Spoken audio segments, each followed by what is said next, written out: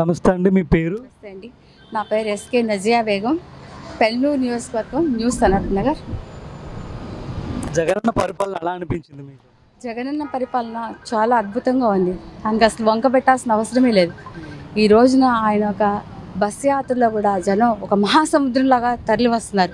ఎందుకంటే మా నాయకుడిని చూడాలి అనే తపన, ఇంత ఎండ ఉన్నా కూడా లెక్క చేయకుండా అందరూ కూడా తరలి వస్తున్నారంటే అది మామూలు విషయం కాదు.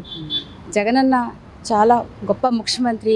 ఆయన యొక్క పరిపాలనా విధానం, నిర్దేశాలు కూడా చాలా గొప్పగా ఉన్నాయి. కాబట్టి మళ్ళీ నెక్స్ట్ కూడా ఆయనే మాకు సీఎం కావాలని ప్రతి ఒక్కరూ కోరుకుంటున్నారు. ఖచ్చితంగా మళ్ళీ 2024లో కూడా ఆయన సీఎం అవుతారు. ఎందుకంటే ఆయన చేస్తున్నటువంటి పరిపాలనా విధానం చాలా గొప్పది. ఇతర రాష్ట్రాలు కూడా మెచ్చుకుంటున్నారు. ఈ రోజున ఒక చంద్రబాబు నాయుడు గారి హయాంలో ఒక పదవి ఇవ్వాలంటే, ఒక పోస్ట్ ఇవ్వాలంటే 3 కోట్ల నుంచి 5 కోట్ల వరకు ప్యాకేజీలు ఇచ్చుకోవాల్సి వచ్చేది. కానీ ఈరోజు జగనన్న ప్రభుత్వంలో ప్రజాసేవ చేయాలి అనే ఒక సంకల్పం ఉంటే కనుక పేదవాడికి కూడా తీసుకొచ్చి అందులో ఎక్కించినటువంటి గొప్ప మనసున్న గొప్ప నాయకుడు జగనన్న. మరి విజయవాడ వెస్ట్ నియోజకవర్గంలో ఎవరు గెలవబోతున్నారు? షేక్ ఆసిఫ్ గారా లేదంటే సృజనా చౌదరి గారా? సుజనా చౌదరి గారు ఎందుకు గెలుస్తారు? ఆయన గెలవరు. ఎందుకంటే వాళ్ళు పారిశ్రామికవేత్తలు, వాళ్ళు బిజినెస్ చేసుకుని సంపాదించుకునే వాళ్ళు, ఢిల్లీ, బొంబాయి, బెంగళూరు తిరిగే నాయకులు. అలాంటి నాయకులు ప్లేన్లో తిరిగేవాళ్ళు. రేపు 5 నిమిషాలు ఎక్కడ ఉంటారో వాళ్ళకే తెలీదు. అలాంటి నాయకులు ఎవరు కోరుకోరు. వాళ్ళను ఈ రోజున ఆసిఫ్ అయితే స్థానికంగా ఉండే వ్యక్తి. ఆయన ఏదైనా సమస్య వచ్చినా కూడా పరిష్కరించడం వాళ్ళు. ఈ సుజనా చౌదరి లాంటి వాళ్ళని ఎన్నుకుంటే ఏ సమస్య వచ్చినప్పుడు ఎక్కడ కలుగుతారు? ఆ సమస్యలు, ప్రజా సమస్యలు పడి గాల్లో దీపంలాగానే ఉంటాయి. అలాంటి నాయకులు వద్దు. ఈ రోజున పశ్చిమ నియోజకవర్గం కుల మతాలకు అతీతంగా ఐకమత్యంగా ప్రతి ఒక్కరు ఉంటారు. ప్రతి ఒక్కరి పండుగలు కూడా అందరూ కలిసిమెలిసి ఆనందంగా జరుపుకోవటం, సోదర భావంతో, సోదరి భావంతో మెలుగుతున్నారు. ఇలాంటి మతతత్వాలు బోధించే నాయకులు మాకు వద్దు అని అనుకుంటున్నాం. మరి ఆసిఫ్ గారు కూడా ఒక మైనారిటీ వర్గానికి చెందిన వ్యక్తి. సో ఆయనకి ఈరోజు టికెట్ రావడం మీ వర్గాలకు ఎలాంటి మేలు జరగబోతుంది? నియోజకవర్గంలో ఎప్పటిదాకా ఉన్న సమస్యలు ఏంటి ముస్లిం మైనారిటీలో? చాలా గొప్ప విషయం. ఎందుకంటే ఈ జగనన్న ప్రభుత్వంలో మైనార్టీస్ కూడా ఆదరించి పెద్ద పీట వేశారు. ఈ రోజున 4% రిజర్వేషన్ ఇచ్చింది కూడా వైఎస్ రాజశేఖర రెడ్డి గారి పుణ్యం వల్లనే. మైనార్టీస్కి ఒక గుర్తింపు వచ్చింది. దానివల్లనే మైనార్టీస్ కూడా చదువుకుని ఇంజనీర్లు, డాక్టర్లు కూడా అయ్యారంటే వారి గొప్పతనం వల్లనే అయ్యారు. ఈ రోజున 6 అంకెల జీతం సంపాదించుకుంటున్నారంటే వారి గొప్పతనం వల్లనే. కాబట్టి అలాగే జగనన్న కూడా ఇంకా 2 అడుగులు ముందుకు వేసి ఆయన ఈ రోజున మైనార్టీస్ని గుండెల్లో పెట్టుకుంటున్నారు. కుల మతాలకు అతీతంగా ప్రతి ఒక్కరికి న్యాయం చేయాలి. మహిళలకు కూడా ఈ రోజున పెద్ద పీట వేసి ఏ నాయకుడు కూడా చేయలేదు. మహిళలకి ఇన్ని పదవులు ఇచ్చి గౌరవించింది ఏ ప్రభుత్వం చేయలేదు. కానీ జగనన్న ప్రభుత్వంలో మహిళలకి కానీ, మైనార్టీస్ కానీ అందరికి కూడా గొప్పగా గౌరవించి పదవులు ఇచ్చి గౌరవిస్తున్నారు. అది ఆయన ఒక గొప్ప లక్షణం. ఆయన మాటలతో మనం చెప్పలేం. ఏదంటే అదే కాకుండా చంద్రబాబు నాయుడు గారు ఏం చేశారని చెప్పి చంద్రబాబు నాయుడు గారి గురించి చెప్పుకోవాల్సిన అవసరం లేదు. 3 సార్లు ముఖ్యమంత్రి అయ్యారు. నాకు 40 ఏళ్ళ ఇండస్ట్రీ ఉంది అని చెప్తారు. ఆయన పేద ప్రజలకు ఏం చేశారు? ఏమి చేయలేదు. ఆయనకి ఎంతసేపు కూడా డబ్బున్న వాళ్ళే మనుషులు అన్నట్టుగా ఆయన ప్రవర్తిస్తారు. కానీ జగనన్న అలా కాదు. ఈ రోజున పేదవాళ్ళకి, పెత్తందారులకి మధ్య జరుగుతున్న యుద్ధంలో పేదవాళ్ళ యొక్క న్యాయం జరగటం కోసం ఆయన పేదవాళ్ళ తరపు ఉండి సిద్ధం అంటున్నారు. ప్రజలందరూ కూడా ఆయనకి సిద్ధంగా మేము సిద్ధం అంటున్నారు. ఎందుకంటే అలాంటి నాయకుడు కావాలని కోరుకుంటున్నారు. ఈ రోజున ఒక పేదవాడు, ఒక టిప్పర్ డ్రైవర్కి కూడా ఒక ఎమ్మెల్యే చేయాలనే తలంపుతో పదవి ఇచ్చారంటే మరి ఎవరిచ్చారు? అలా ఏ నాయకుడు ఇవ్వలేదు. చంద్రబాబు నాయుడు గారు ఇస్తారా? పేదవాడంటే ఆయనకు అసలు లక్ష్యం లేదు. ఈ రోజున ఆ టిప్పర్ డ్రైవర్కి పదవి ఇచ్చినందుకు ఎంతో చులకన చేసి మాట్లాడారు. ఏం పేదవాళ్ళు మనుషులు కారా? పేదవాళ్ళకు హృదయం లేదా? పేదవాళ్ళకి మనసు లేదా? పేదవాళ్ళు కూడా మనుషులే కదా అని గుర్తించింది జగనన్న. ఈ రోజున పేదవాళ్ళు ప్రతి ఒక్కరు కూడా జగనన్ని గుండెలో పెట్టుకుని ఆరాధిస్తున్నారు. జగనన్న పేదవాళ్ళ పక్షం ఉన్నారు కాబట్టి ప్రతి ఒక్క పేదవారు కూడా జగనన్నే మాకు ముఖ్యమంత్రి కావాలని కోరుకుంటున్నారు. ఈ చంద్రబాబు లాంటి వాళ్ళు, పవన్ కళ్యాణ్ లాంటి వాళ్ళు, ఈ సుజనా చౌదరి లాంటి వాళ్ళు వద్దు అంటున్నారు. పశ్చిమ నియోజకవర్గంలో ఖచ్చితంగా ఆసిఫ్ భాయే వస్తారు. ఎందుకంటే పశ్చిమ నియోజకవర్గం ఈ రోజు వరకు కూడా అందరూ ఐకమత్యంగా ఉంటున్నారు. ఇలాంటి వాళ్ళు నాయకులు అయితే కనుక మొత్తం ఈ పశ్చిమ నియోజకవర్గాన్ని కూడా తీసుకెళ్ళి తాకట్టు పెట్టేస్తారు.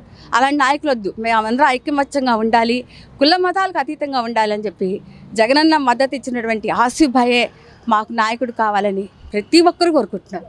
ఆ అల్లా యొక్క దీవెనలున్నాయి, ప్రజల యొక్క ఆశీస్సులున్నాయి. ఆసిఫ్ భాయ్ వస్తారు.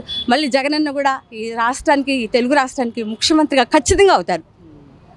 అయితే ఈ నియోజకవర్గం దాదాపు 30-40 వేలు ముస్లిం ఓట్లే ఉన్నాయి. ఎన్డీఏ అంటే బీజేపీ అనగానే ముస్లింకి యాంటీ అని చాలామంది బయట సాధారణంగా వినిపించే మాట అది. మరి ఇలాంటి సందర్భంలో సుజనా చౌదరి ఇక్కడ పోటీ చేస్తున్నారు బీజేపీ నుంచి. సో ఆయన పరిస్థితి ఇక్కడ ఎలా ఉండబోతుంది? అసలు ఆయనకు డిపాజిట్స్ వచ్చే అవకాశం ఉందా ఇక్కడ? తరిమి కొడతారండి.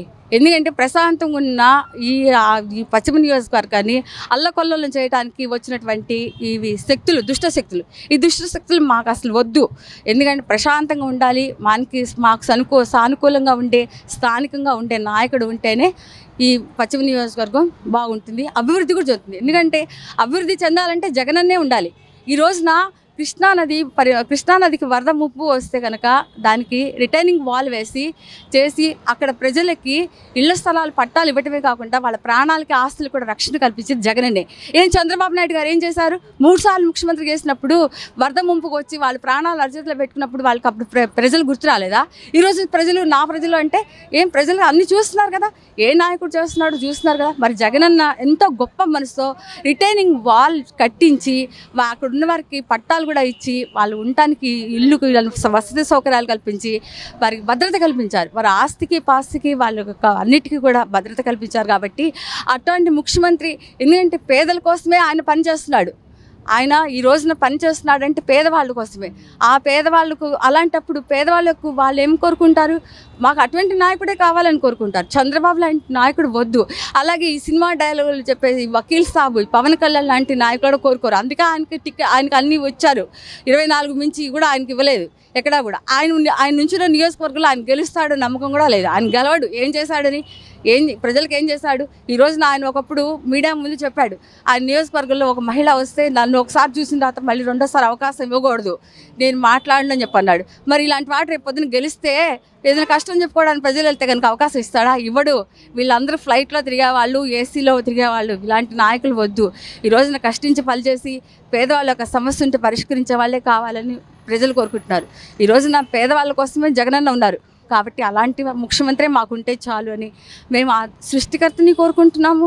అందరూ కూడా అసలు ఆయనకున్నాయి. ఆయన ఎక్కడ వెళ్ళినా కూడా విజయం ఆయన వైపు ఉంటుంది. జగనన్నే మళ్ళీ నెక్స్ట్ 2024లో కూడా సీఎం అవుతారు. ఈ రోజున మైనార్టీ సెల్ సెక్రటరీగా నాకు పోస్ట్ ఇచ్చారు జగనన్న. ఆయనకు నేను ఈ మీడియా ద్వారా కూడా కృతజ్ఞతలు తెలియజేసుకుంటున్నాను. ఎందుకంటే ఒకటి రాజశేఖర రెడ్డి గారు ఎప్పుడు కూడా చెప్పేవారు, ఎంత ఎదిగినా ఒదిగి ఉండాలని చెప్పేవారు. అదే లక్ష్యంతో జగనన్న ఉన్నారు. అదే లక్ష్యంతో ఆయన ఉన్నారు. అతి సామాన్యంగా ఉంటూ పేద ప్రజల మధ్య, పేద ప్రజల యొక్క గుండె చప్పుడు, ఆయన పేద ప్రజల్లో ఉండే కష్టాన్ని దాన్ని ఆయన చూశారు. కాబట్టే పేద ప్రజలకు అండగా ఉంటున్నారు. చంద్రబాబు నాయుడుకి పేద ప్రజలు అవసరం లేదు. వాళ్ళ ఓట్లు మాత్రం కావాలి. మైనార్టీస్ యొక్క ఓట్లు కావాలి, పేద ప్రజల యొక్క ఓటు బ్యాంకింగ్ కావాలి. కానీ పేద ప్రజలతో అవసరం లేదు. పక్కన ఉంటే కూడా ఆయన దగ్గర కూడా రానేడు. కానీ జగనన్న అలా కాదు. పేద ప్రజలే నాకు కావాలి. పేద ప్రజల యొక్క చెమటలో ఉండే కష్టాన్ని చూశాడు ఆయన చూసి. ఈ రోజున పెన్షన్ విషయంలో కూడా ఆయన వాలంటీర్ల విధానం పెట్టినప్పుడు ఇంటింటికి వెళ్ళి వృద్ధులకి పెన్షన్ ఇచ్చే విధానం చాలా గొప్పగా చేశాడు. ఎందుకంటే కొంతమంది వృద్ధులు ఉంటారు, అనారోగ్యం వల్ల, వయోభారం వల్ల వాళ్ళ యొక్క శారీరక స్థితి సరిగా ఉండదు, నడవలేని వాళ్ళు కూడా ఉంటారు. అలాంటి వాళ్ళకి వాలంటీర్ వ్యవస్థను పెట్ట వల్ల వాలంటీర్ ఇంటికి వచ్చి పెన్షన్ ఇచ్చే విధానాన్ని పెట్టాడు. చాలా గొప్ప విషయం. అది కూడా చూడలేపారు. ఇళ్ల పట్టాలు ఇచ్చే విషయంలో చూడలేపారు. పెన్షన్లు వృద్ధులు తీసుకోవడానికి చంద్రబాబు నాయుడు గారి హయాంలో బ్యాంకు చుట్టూ, పోస్ట్ ఆఫీసుల చుట్టూ తిరిగి ఎండలో నుంచి ఉంటే ఎంతోమంది వృద్ధులు కూడా ఎండ తాకిడికి చనిపోయిన సంఘటనలు జరిగినాయి. అది ఆయన అలా చేశారు. కానీ జగనన్న ఇంటికే వచ్చి ఇచ్చే విధంగా పెన్షన్ వృద్ధులకు చేశారు. ఈ రోజున వృద్ధుల యొక్క మా ముద్దుల మనవుడు అని చెప్పుకుంటున్నారు వృద్ధులు. అలాగే పిల్లలు, చదువుకునే పిల్లలకి అందని విద్యగా ద్రాక్ష పండులాగా విద్యని అందిన ద్రాక్ష పండుగ చేశాడు జగనన్న. పిల్లలు కూడా జగన్ మావయ్య కావాలనుకుంటున్నారు. అలాగే అక్క చెల్లెమ్మలు కూడా ఆసరాగా అండగా ఉంటున్నాడు. కాబట్టి జగనన్న మాకు కావాలని కోరుకుంటున్నారు. ప్రతి ఒక్కరు కోరుకుంటున్నారు, జగనన్న మాకు కావాలి, జగనన్న మాకు కావాలి, కావాలి జగన్ అని కోరుకుంటున్నారు. చంద్రబాబు నాయుడు అయితే వద్దు, జగన్ కావాలి, జగనే ముద్దు, అంతే. అయితే విజయవాడ పశ్చిమం నుంచి ఆసిఫ్ గారు గెలవడానికి ఎలాంటి కారణాలు దోహదం చేస్తే, ఆయన ప్రజలతో ఎలా ఉంటున్నారు, ఆయన వ్యక్తిత్వం ఎలాంటిది? అతి సాధారణమైన వ్యక్తి. ఆయన చిన్నప్పటి నుంచి కష్టించి పైకి వచ్చిన వ్యక్తి. పేదరికంలో ఉన్న కష్టం ఏంటని ఆయన చవి చూశారు. కాబట్టి అందరికీ అందుబాటులో ఉంటారు. ఎట్టి పరిస్థితుల్లో కూడా ఆయన ప్రతి ఒక్కరికి అందుబాటులో ఉంటారు. అందరినీ సోదర భావంతో కలుపుకుంటూ పోతున్నారు. అలాంటి వ్యక్తే మనకు కావాలి. ఈ సుజనా చౌదరి లాంటి వాళ్ళు మనకి వద్దు అనుకుంటున్నాం. ఎవరైనా కానీ ఎవరు కూడా మద్దతు ఇవ్వరు. స్థానికంగా ఉండే వ్యక్తికే మద్దతు ఇస్తారు, మనతో పాటు కలిసిపోయే మనిషికే మద్దతు ఇస్తారు. కానీ ఈ ఫ్లైట్లో తిరిగే వాళ్ళు పారిశ్రామికవేత్తలు కావాలి ఎవరు కోరుకోరు. ఇప్పుడు ఏదైనా ఒక సమస్య వస్తుంది, అప్పుడు ఎవరికి చెప్పుకుంటారు? ఆయన 5 నిమిషాలు ఇక్కడ ఉంటే 5 నిమిషాలు ఇంకెక్కడ ఉంటాడో ఆయనకే తెలియదు. అలాంటప్పుడు నాయకుడు అనేవాడు ఎలా ఉండాలి? ప్రజల మధ్య మమేకమై నాయకుడు అనేవాడు ఉండాలి. అప్పుడు కష్టం ఏదో వచ్చినా కానీ ఇలా నాకు ఈ కష్టం వచ్చింది ఇలాగా అని చెప్పడానికి అవకాశం ఉంటుంది. ఆ నాయకుడే లేనప్పుడు ఇంకా ఎవరికి చెప్పుకుంటారు సమస్యలు? కాబట్టి అలాంటి నాయకులు కోరుకోరు. ఇవన్నీ కూడా మతాలని, కుల మతాలను రెచ్చగొట్టడానికి వచ్చినటువంటి దుష్ట శక్తులు ఇవి. ఇలాంటి దుష్ట శక్తులు అయితే అసలు అవసరం లేదు. మాకు స్థానికంగా ఉండే నాయకులే కావాలి. ఆసిఫాబాయ్ గారికే మద్దతు ఉంది, ఆయనకే ప్రతి ఒక్కరు కూడా కోరుకుంటారు. జగనన్న మద్దతు ఇచ్చినటువంటి ఆసిఫాబాయ్కే అందరూ కూడా మద్దతు ఇస్తారు. గతంలో ఇక్కడ వైఎస్ఆర్ పార్టీ నుంచి పల్లంపల్లి గారు ఎమ్మెల్యేగా ఉన్నారు. ఆయన హయాంలో ఎలాంటి డెవలప్మెంట్స్ జరిగాయి ఇక్కడ? జరిగినాయండి. ఆయన చేసేది ఆయన చేశారు, చేయకుండా ఏం లేరు. దేవాలయాలు కానీ ఏమైనా కానీ ఆయన కూడా చేశారు. కాబట్టి ఆయన చేయలేదని చెప్పడం లేదు కదా. ఈ రోజున జగనన్న మళ్ళీ ఈరోజు గడప గడప కార్యక్రమం పెట్టారు. గడప గడప కార్యక్రమంలో ఎవరైతే సరిగా పనిచేయలేదో వాళ్ళకి మళ్ళీ ఆయన దగ్గర రానివ్వలేదు. గడప గడప కార్యక్రమంలో కష్టించి పనిచేస్తున్న వాళ్ళకి ఆయన మళ్ళీ తిరిగి టికెట్ ఇచ్చారు. కాబట్టి పని చేస్తారని కదా ఇచ్చింది, చేస్తారు. ఖచ్చితంగా అందరూ గెలుస్తారు. మరి ఎన్నికల్లో వైఎస్ఆర్ కాంగ్రెస్ పార్టీ ఎంత మెజార్టీతో, అంటే ఎన్ని సీట్లు రాబోతుంది గెలుపుకి? 174 to 174 అంతే ఖచ్చితంగా వస్తుంది. ఎందుకంటే ఆ పేదవాళ్ళు అందరూ కూడా ఈ రోజున ఎస్సీ ఎస్టీ మైనార్టీస్ అందరూ కూడా కోరుకుంటున్నారు. కాబట్టి ఆయనే ఖచ్చితంగా 174 గెలుచుకుంటారు, ఖచ్చితంగా అవుతారు. జగనన్న చాలా గొప్ప. ఏదైనా ఒక సినిమా ఆడితే 100 రోజులు హీరోనే, కానీ జగనన్న 100 సంవత్సరాల హీరో. మనసున్న గొప్ప నాయకుడు. ప్రతి ఒక్కరు కూడా ఈరోజు గుండెల్లో పెట్టుకుని ఆరాధిస్తున్నారు జగనన్నని. అలాంటి నాయకుడు ఉంటే ఆంధ్ర రాష్ట్రం చాలా బాగుంటుంది. ఈరోజున ఆంధ్ర రాష్ట్రం కూడా పక్క రాష్ట్రాల వాళ్ళు కూడా ఆదర్శంగా తీసుకుంటున్నారు. ఈరోజు సామాన్యమైన ప్రభుత్వ పాఠశాలలో చదివే విద్యార్థులు కూడా అంతర్జాతీయంలో తీసుకుని వెళ్ళి సభలో మాట్లాడించే అవకాశం ఇచ్చారు. ఆంగ్ల విద్యను ప్రవేశపెట్టారు. పిల్లలు చదువుకోవడానికి ఎన్నో పథకాలు ఇస్తున్నారు, విద్యావసతి ఇస్తున్నారు, అమ్మఒడి ఇస్తున్నారు. ఎందుకని అమ్మఒడి ఇస్తున్నారంటే ఆయన పాదయాత్ర చేసినప్పుడు పిల్లలు పనులు చేసుకోవటం అనేది కర్మాగారాల్లో పని చేసుకోవడం చూసి ఆ పేదరికంలో చూసి బాధపడి ఆయన ఇలా కాదు, నేను వచ్చిన తర్వాత పిల్లలు కూడా చదివించాలని ఒక గొప్ప సంకల్పం, ఒక లక్ష్యం పెట్టుకున్నారు. కాబట్టి ఈ రోజున అమ్మఒడి అనేది ఇచ్చి ప్రోత్సహిస్తున్నారు.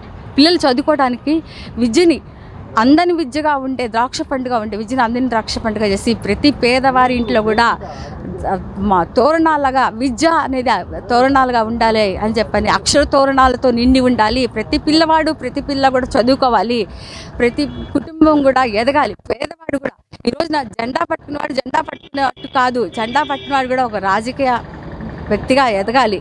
నేను కార్యకర్తలు కూడా గౌరవిస్తున్నాడు ఆయన.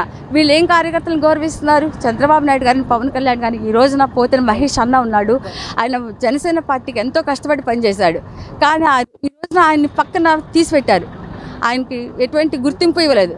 ఈ రోజున నేనున్నాను, నీకు అండగా నేనుంటానని హక్కును చేర్చుకున్నారు జగనన్న. మరి ఏ నాయకుడు చేస్తారు ఇలాగా? ప్రతి ఒక్కరిని ఆదరిస్తున్నారు, ప్రతి ఒక్కరి మనోభావాలను గౌరవిస్తున్నారు జగనన్న. మరి వీళ్ళందరూ కూడా యూజ్ అండ్ త్రూ లాంటి వాళ్ళు. ఎవరు? చంద్రబాబు నాయుడు గారు కానీ, పవన్ కళ్యాణ్ కానీ. ఇలాంటి నాయకులు అసలు లేదు. ఈ రోజున ఆయన ఎంతో బాధపడ్డాడు, ఎంతో అదే సేవ, ప్రజాసేవ ఆయన పోతిన మహేష్ అన్న వైసీపీ పార్టీలో ఉండి చేస్తుంటే ఈ పార్టీకి ఆయన ఎక్కడో ఉండేవారు. కానీ ఈ రోజున ఆయన తెలుసుకున్నారు, జగనన్న గురించి తెలుసుకున్నారు, జగనన్న యొక్క వైఎస్ఆర్సీపీ పార్టీ యొక్క లక్ష్యాలంటే తెలుసుకున్నారు. కాబట్టి చాలా గొప్ప విషయం.